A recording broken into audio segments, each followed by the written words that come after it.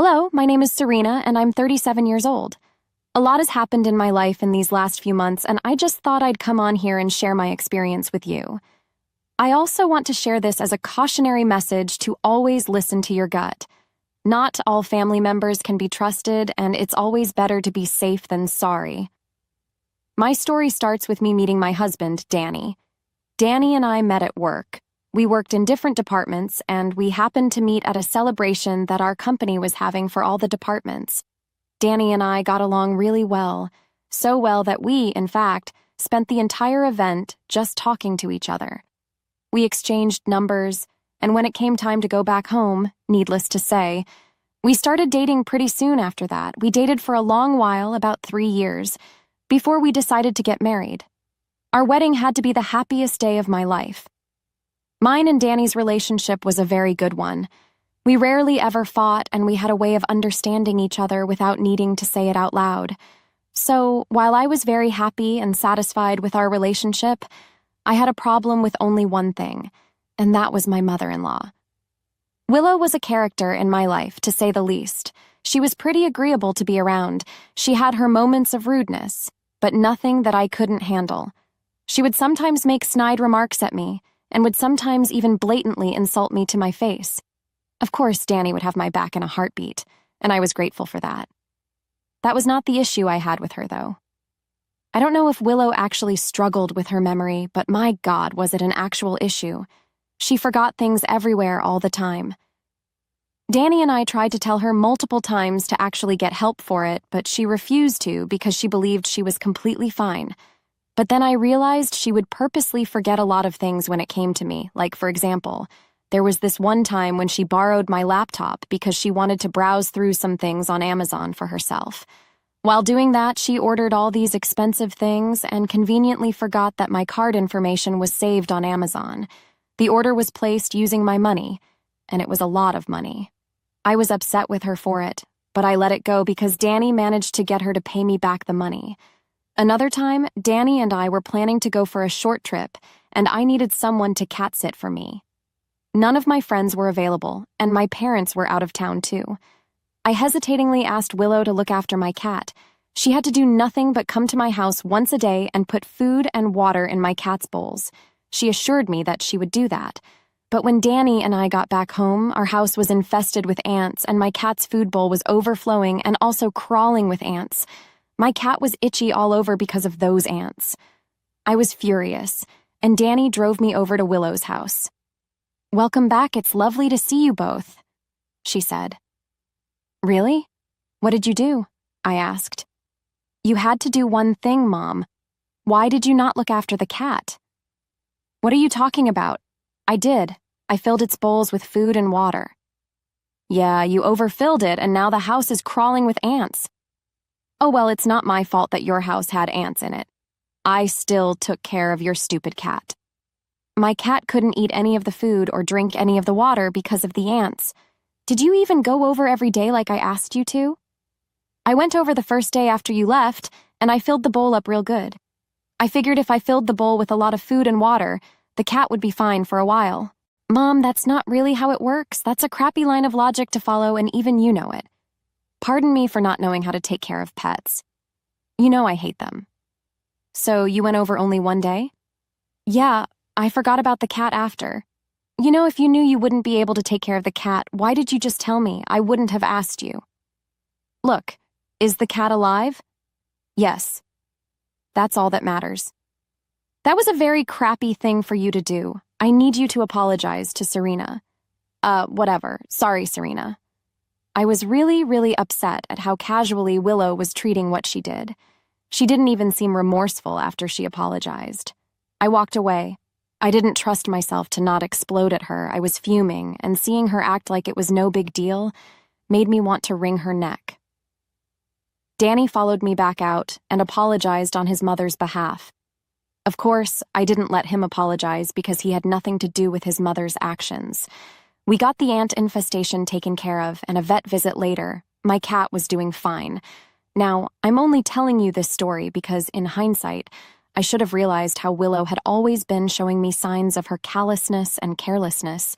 If I had thought back to this incident, I could have avoided a lot of pain. About a year after this incident, I got pregnant with my son, Eric. The pregnancy was no easy task. I had the worst of all the popular pregnancy symptoms. To make things worse, I went into labor pretty early and Eric was born prematurely. I wasn't allowed to hold my son for a good 2 weeks. Danny and I had it very rough in those 2 weeks. When I was finally able to hold my son, I knew in my heart that I could never let anything bad ever happen to him. Danny felt the same way, and we both decided to not let anyone from either of our families or any of our friends meet our baby. We wanted to have some family bonding time with our child. It would also serve as a way to protect our son during his most vulnerable months. I also took time off from work to take care of my child. Danny and I decided that it would be best for me to stop working until I recovered and our baby was a little older. Thankfully, I didn't have to quit my job. I was given a year's worth of maternity leave along with the ability to work from home. Before we knew it, 3 years had passed. Eric was growing well and was doing very well for his age. He was adored by everyone in Danny and my lives. But those 3 years were always racked with either work or taking care of Eric. Danny and I realized that we hadn't spent any real time together, so we decided to go on a date one weekend. Danny happened to mention it to Willow, and she insisted that she babysit for us. At that moment, I had a gut feeling to not let her babysit. I had no idea why. I mean, in my head, there was no way she would harm a baby. So after a small discussion with Danny, we agreed to let Willow babysit Eric. Danny and I had a great time on our date. We went back to Willow's place well after we were done with dinner. When we got there, I noticed that Willow's car was not in the driveway. Alarm bells started ringing in my head. Danny was just as confused as I was, but we tried to remain calm. We walked up to the door and rang the bell, only to get no answer. I was panicking at this point, but Danny had a spare key to the house and he got us in. When I went in, Eric was lying in bed crying. He ran up to me and I carried him in my arms. I was furious. Danny had looked around the house and did not find Willow anywhere. Willow had left my child all alone at home for God knows how long. Willow returned 10 minutes after we did, and I angrily asked her where she had been. "Where the hell were you?" I demanded. "Oh, I got a call from one of my friends. She was in town and asked me to go out for a coffee." "So you just left Eric here when you went to go for coffee?" "Well, what did you expect me to do, carry the kid with me? Of course, or even just not go. First of all, that's stupid, because it would have been annoying to deal with a crying baby when I'm just trying to catch up with a friend. Secondly, the house was a mess. I didn't want my friend to see that." "Are you being serious right now? How are you treating this so casually?" "Look, I made sure Eric was asleep for a while before I left. I didn't think I'd be out for so long, but I lost track of time." "That was very, very irresponsible of you.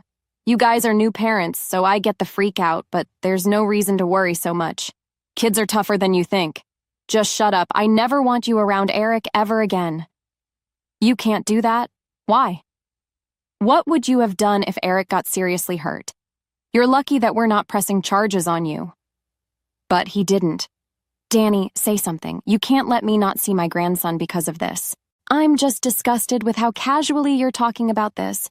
Serena's right, and I support her decision. I don't want you near our son anytime soon." I didn't let Willow come near our family for the next 3 years. Just the thought of her would make my blood boil with rage. She tried to reach out on many occasions, but I ignored her. Danny was on my side, although I knew he didn't like not talking to his mom. I told him that he was free to talk to his mom and visit her. I just didn't want her back in mine or Eric's lives. Danny spoke to her every other weekend, and that was about the extent of our involvement with Willow. And then, one day, Danny told me that he had something to discuss with me. "So there's something I need to discuss with you. Mom has been calling me every day." "Oh, what does she want?" "She keeps apologizing for what she did to Eric 3 years ago." "Why is she suddenly apologizing for it?" "Well, she told me she wanted to see her grandson again." "Absolutely not." "Yeah, well, that's exactly what I said." Mom then went into this rant about how she's getting old and how she doesn't want to live the rest of her life estranged from her son and her grandson. That was a fate she chose for herself. "I know. But you can't possibly be thinking about letting her come back into our lives. She just seems so apologetic. Yeah, probably because she has something more devious in her mind. I doubt that. I know you're still hung up over what happened because she put our son's life in potential danger. I'm sorry, but I don't want someone who showed no care for my son in his life. He deserves better than this. And I completely agree. All I'm saying is that we slowly introduce her back into his life. No, Serena, don't be so stubborn. I'm not suggesting we let her be with him unsupervised again. All I'm saying is that we let her see him. That's a big and scary thing to do. What if when our backs are turned for a second, she'll hurt him? I'm just saying that she behaved like what she did was not wrong at all. I fully agree. That's why we'll do it slowly. We'll test the waters. I promise you that Eric will at no point be left alone with her. But she's right. She doesn't deserve to not see her grandson. She's been apologizing like crazy recently, and she really does seem remorseful right now. Fine. She can meet him, but only when I'm there. She's not allowed to touch him unless he tells her she can. She has to respect all the boundaries that are set by us and Eric. If she makes a fuss about it, her visitation rights get revoked. That's fair. I'll tell her that she can meet him next weekend. Even though I didn't want it, I let Willow come back into our lives. She became a lovely grandparent to Eric. She complained about the boundaries we set, but she never once violated them. Slowly, she and Eric began to develop a good bond, and we began seeing her once a week for family dinners. She would spoil Eric with all the gifts he wanted and would plan for family trips just so he could have a good time. She made sure that Danny and I were involved in everything. She kept this up for the next 3 years, and I slowly believed that she had changed. And then one day she came over to our place. She told us she had something important to ask. I need to ask you guys something. What is it, Mom? I was just thinking that Eric and I haven't really spent much time recently. I mean, thanks to Serena, I missed a lot of time with him. You were nothing but a danger to him. Of course, I wouldn't let you be around him. I left him unsupervised once, Serena. Yes, you left him alone at home when you were supposed to be looking after him to go out with your friend for a coffee. How in the world would I be okay with you ever watching after my son? Okay, Mom, what is it that you wanted to ask us? I wanted to ask if I could take Eric out to the zoo this weekend. What? Why?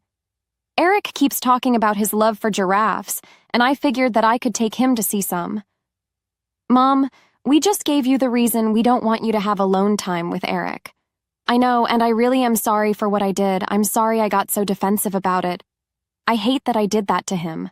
I just want to prove to both of you that I've become better. So, you want to take him to the zoo? That's a good 2-hour drive away from us. Yeah, I know. It's a big ask, but I promise you that I'll bring Eric back. You can go as long as we come along. No, I want some alone time to bond with him. Absolutely not. How long will you keep punishing me for something I did 6 years ago? I've been good so far and have never once hurt Eric. Just please, you know what? Mom, why don't you give Serena and me some time to talk about it? We'll get back to you on that date. Fine. I obviously didn't want Eric to go somewhere far alone with Willow, but Danny was sure that Willow had changed. She had been a good person to him the past few years, so much so that she was Eric's favorite grandma. We asked Eric if he wanted to go to the zoo with only Willow, and he excitedly said yes. So, against my better judgment, I told Willow she could take Eric with her. Eric was excited to go on a trip with his grandma. I was anxious about it. I asked Willow when they'd be back, and she told me that they'd be back by 4 p.m. I was worried about letting my son go out with her for so long, but he looked so happy that I put aside my worries. I spent the rest of the day in an anxious mess.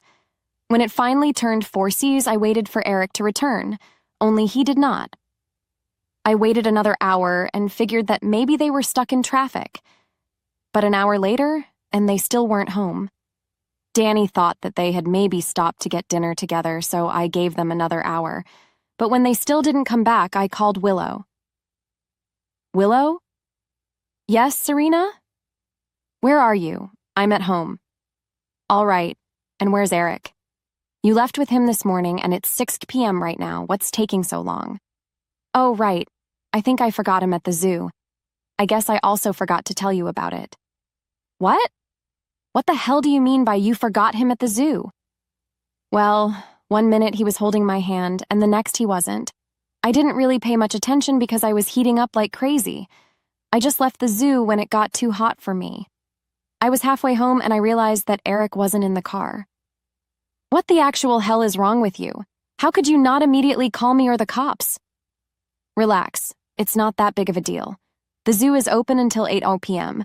I'm sure if you leave right now, you'll get there in time to bring him back." "How are you being so nonchalant about this?" "He's just a child. He's old enough to know where to go if he's lost. He'll be fine. You just go collect him right away. I'm going to make sure you live to regret doing this." I hung up the phone on her. I was scared about what was happening with Eric. Danny and I drove as fast as we could to the zoo. Danny kept apologizing for convincing me to let Willow take Eric, but I too should have been smarter about making that decision. It was only natural to trust someone who was supposed to be family. On the way to the zoo, I managed to get in contact with the management, who told me that my son was doing okay and was sitting in the security room.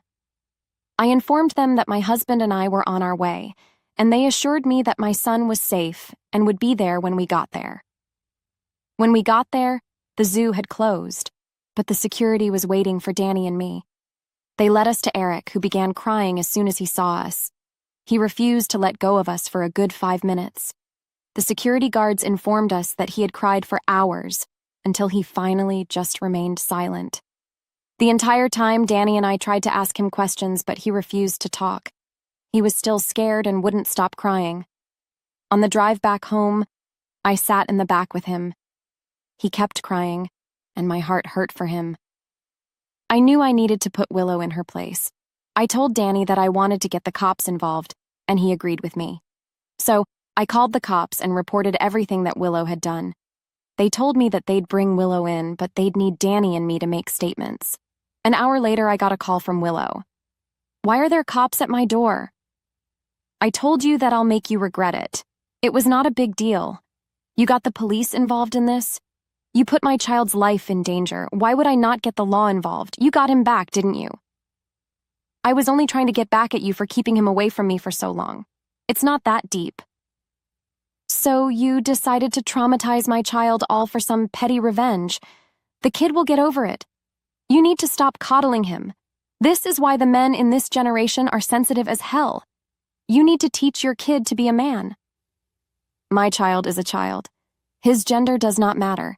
He's expressing how scared he was when you abandoned him in a crowded place hours away from home. Get the cops away from here now. What would you have done if Eric got injured or, even worse, kidnapped? Would you have been this nonchalant?" "He's fine. Stop talking about hypotheticals. You deserve jail time. I will press charges, and there's nothing you can do about that. Goodbye, Willow." After that, Danny, Eric, and I were called to the police station to give our statements. Danny and I both recounted instances of Willow constantly being careless in ways that endangered Eric.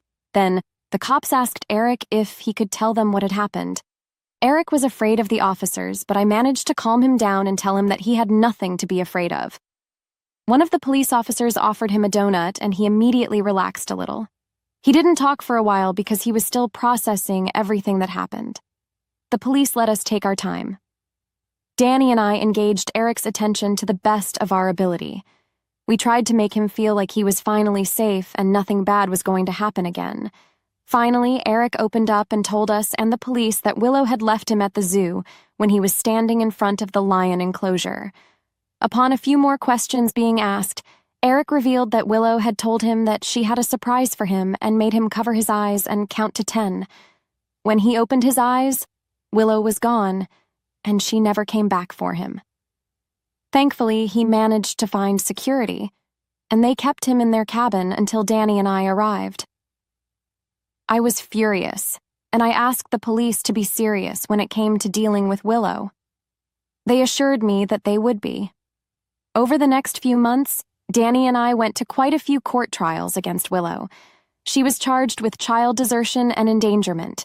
Eventually, she was sentenced to 10 years in jail. Willow looked devastated, but I felt like a weight had been lifted off my shoulders. I no longer had to worry about my son being put in dangerous situations in her hands. Eric has been getting better. One of the first things that Danny and I did after the incident was put him in therapy. It has been helping him a lot. Danny and I are slowly getting through this as well. I know that Danny has been struggling with a lot more considering his own mother put his son's life in danger. It's slow progress, but we're learning